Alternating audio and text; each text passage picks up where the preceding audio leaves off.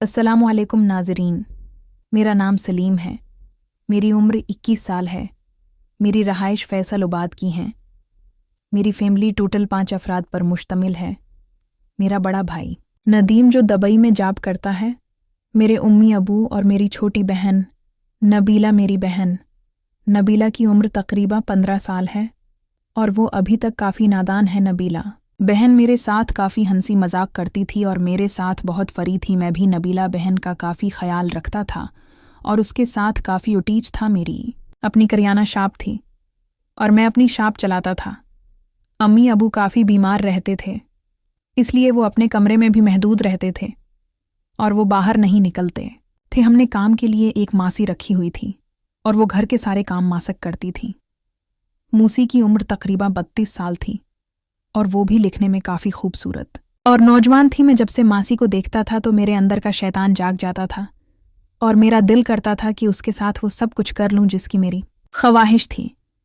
लेकिन मूसी मेरे अंदर कोई ख़ास इंटरेस्ट नहीं लेती थी, इसलिए मैं काफ़ी मायूस रहता था। एक दिन उम्मी अबू अपने कमरे में सोए हुए थे। रात के तकरीबन 10 बजे का वक्त था। मूसी को अपने घर जाना था, लेकिन काफ़ी बारिश होने लगी थी, इसलिए काम वाली मूसी हमारे घर ही रख गई थी। मैं और नबीला बहन दोनों घर में जाग रहे थे। नबीला बहन मेरे कमरे में आई और कहने लगी, मुझे काफ़ी डर लग रहा है, इसलिए तो मेरे कमरे में आ जाओ। मैं भी नबीला बहन के कमरे में चला गया था और मैं दिन में काफ़ी खुश हुआ था, क्योंकि मैं तो पहले ही यही चाहता था कि मैं नबीला के करीब रहूं और उसे अपनी जाल में फंसाऊं। लेकिन मुझे ये बात काफ़ी शर्म भी दिलाती थी कि वो मेरी बहन है और मुझे उसके साथ ऐसा बिल्कुल नहीं करना चाहिए। लेकिन मैं अपनी ख्वाहिशात के हाथों मजबूर हो गया था और अपनी बहन पर ही गंदी नज़र रखना शुरू हो गया था।